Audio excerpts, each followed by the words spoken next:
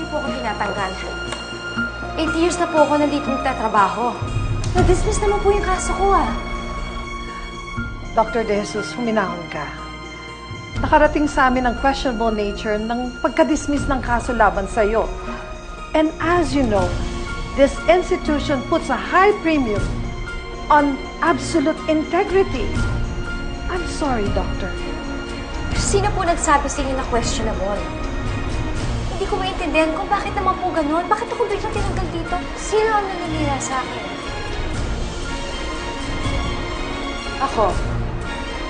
Ako ang nagsabi sa board ng hospital.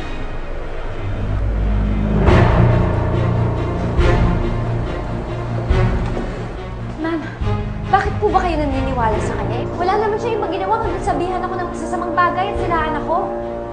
Christine, wala naman akong sinabi sa kanila na hindi totoo. Pinaalam ko lang naman sa kanila ang totoong kulay.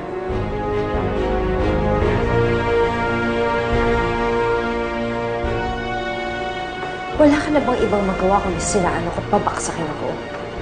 Hindi na kita kailangan siraan, Christine. Ikaw na mismo ang sumira sa reputasyon. Ginagawa ko lang to dahil ayokong may mabiktima ka pa sa mga kasinungaling mo.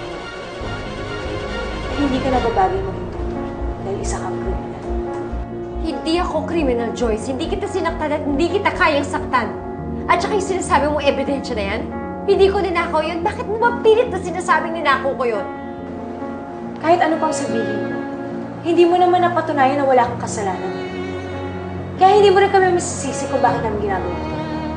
Pero Joyce, Dr. De Jesus, please, huwag mo nang gawing komplikado pa ang sitwasyon. Respetuhin mo na ang naging desisyon ng board. I'm sorry, pero hindi ka na ulit pwedeng mag-clinic dito.